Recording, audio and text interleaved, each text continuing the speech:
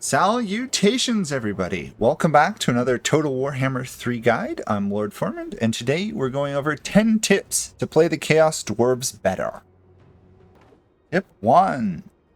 Use your convoys to get resources. A very neglected thing by some people is how you get resources. Your military convoys, which unlock on turn 5, you can use to gain resources. Some of the best ways to use them are to gain slaves. You don't want to run out of slaves. You don't want to run out of any resources. But convoys are going to be your most consistent ways to get resources.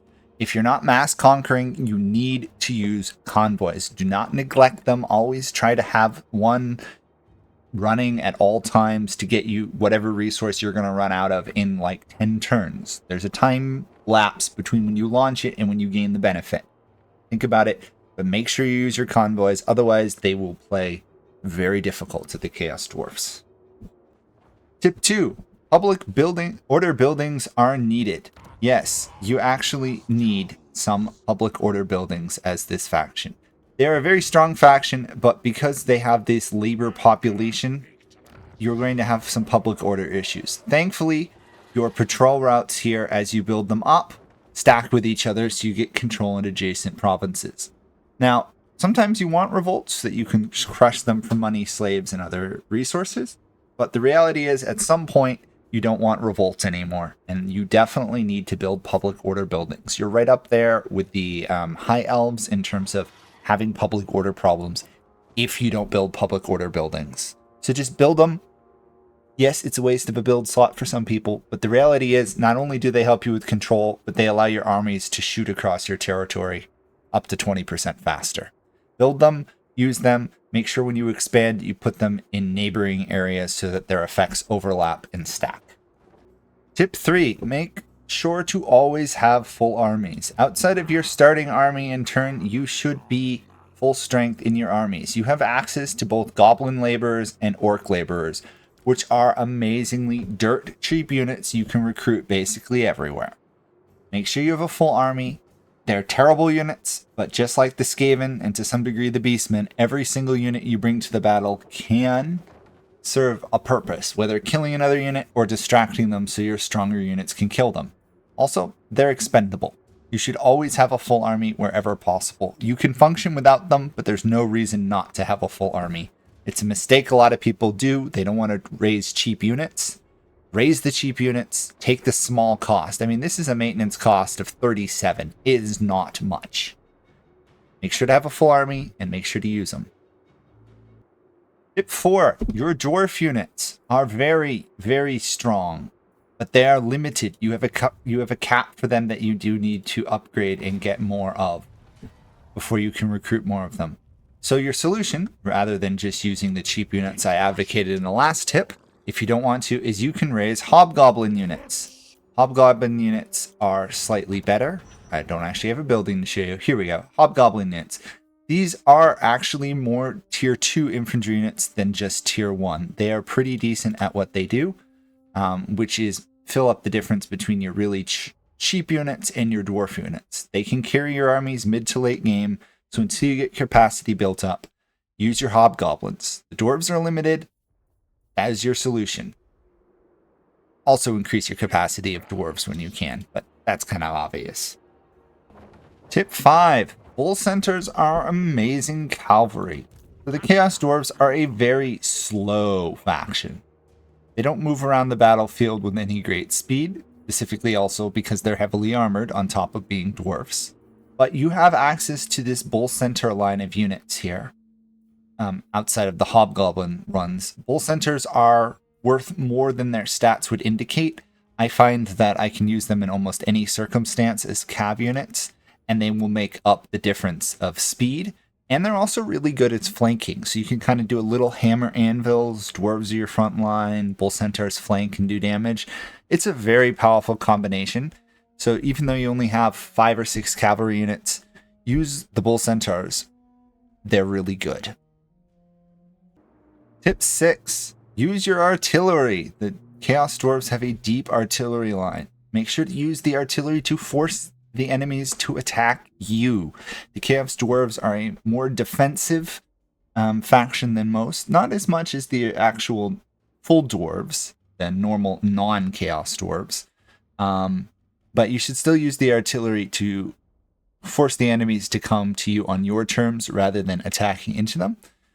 You can attack into them, and it's totally alright if that's your playstyle, but by and large, not being on offense is stronger for the Chaos Dwarves than going on offense. And the way to do that, use the artilleries to bombard their formations from miles away, and they will be forced to come to you unless they can somehow overcome your immense artillery advantage. You have the best artillery in the game, use it. Tip 7. Pick your settlements types carefully. When the Chaos Dwarves occupy a settlement, they have multiple options. 2 for minor settlements, 3 for your major ones. You can choose to get an outpost, where you turn labor into raw materials, or you can turn raw materials into armament and income. You want to make sure you pick them very carefully. It's a intricate balance stuff. I go into more depth of it in my longer guide on the Chaos Dwarves, which you should check out if you're slightly confused on this. But pick them carefully. The odds are you're going to want more outposts and factories just because of how expensive raw materials are in constructing buildings and upgrades. So focus outposts a little bit more. For your major settlements, you have the option of having a major settlement, which is one of these towers, or you can change it into a factory or an outpost. Rule of thumb, each province should mainly produce one thing. So a settlement that does that's an outpost should try and be as many outposts in that region as possible so that building effects stack and also management of slaves helps. Whereas your factory should be in a whole area, and your tower here can kind of be whatever. You don't want tons of towers, but your starting area, you need to balance it out. So starting area obviously should have an outpost, a factory, and your tower. But after that, try and specialize each province. Make sure you pick them carefully, do it right, keep an eye on your resources balancing. It's a little tricky, but once you get the hang of it, nice and easy. It's kind of a 2-to-1 ratio offhand. And just to hammer home that point again, tip 8, specialize each province's production. This really makes a difference. As you build up, you have access to more greater buildings that improve and affect your outpost and production. And once your major settlement gets built up, you get such buildings like this one, Incinerator, where raw materials consumed per turn by building is reduced. This obviously is very good in a factory province. If we were to go into the building browser here, you could see, actually we don't have another one, but if I did, you would be able to see that there are ways to produce the amount of raw outputs. There's the amount to decrease the amount used in factories. Specialize your provinces. Really, you should have one province that really generates the vast amount of your raw materials for most of the game. You want it to be a province that's away from the front lines, because you don't want to ever run out of raw materials or slaves. And you focus in that, develop it very high.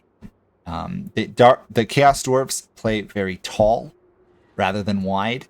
You can play either way, but tall is by and large better. Really, that requires specialization. Each province produces one type of resource by and large outside of your starting one, which should be a general purpose. It will make the world a world's difference in this game. Trust me on this one. Specialize. Tip 9. Pick your Conclave purchases carefully. So when you get to unlock the Conclave, which takes a while, once you get 75 influence, you will unlock that. You want to pick which upgrades you buy in it very carefully. So you will be competing with the other Chaos Dwarves for control of the Conclave, and they will eventually steal some back. Certain ones are stronger. Anything that gives you base resources like raw material, armaments, slaves are always better than ones that add percentages, but you've got to customize it. You can play magic builds where you go into fire and units, or you can play ones where you generate tons of resources. Pick them very carefully. Synergy between them is very strong. If you start going down one path, you want to kind of stick with those type upgrades. Specifically, there's an upgrade that gives you increased capacity every couple turns on units, which is amazing. Others are less useful, like 5% less of something or 5% more. Pick them carefully. Think about the long-term strategy. Just don't go in there and go, oh, this looks great, buy it. Read all of them, learn what they do, customize them to your strategy. That way you're not always fighting constantly with the AI stealing them back. Although you may have to. The AI is pretty annoying about stealing them. Or if you play with other people, they can really wreck your strategy if they steal a great one. Tip 10. You have great garrison buildings as the Chaos Dwarfs. You not only have a garrison building that reduces attrition and supplies defensive supplies, and a very strong garrison of dwarves, hobgoblins, and bull centaurs, but you also have access to tower ballistics. Now, this reduces enemy movement and gives you army abilities to use while the enemies are marching through your lands. It is amazing. The Chaos Dwarfs are probably the best defensive faction in the game currently. You want to put these in most major settlements. You want to use them. Losing a major settlement as the Chaos Dwarfs really hurts.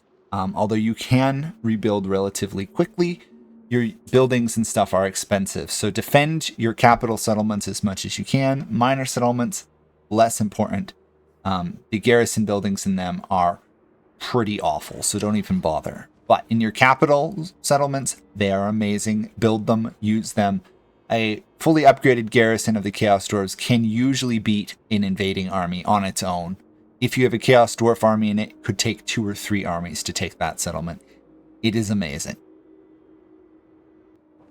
And that's it. Thank you guys all for watching. Hopefully this helps you and gives you some more ideas on how to play the Chaos Dwarfs better.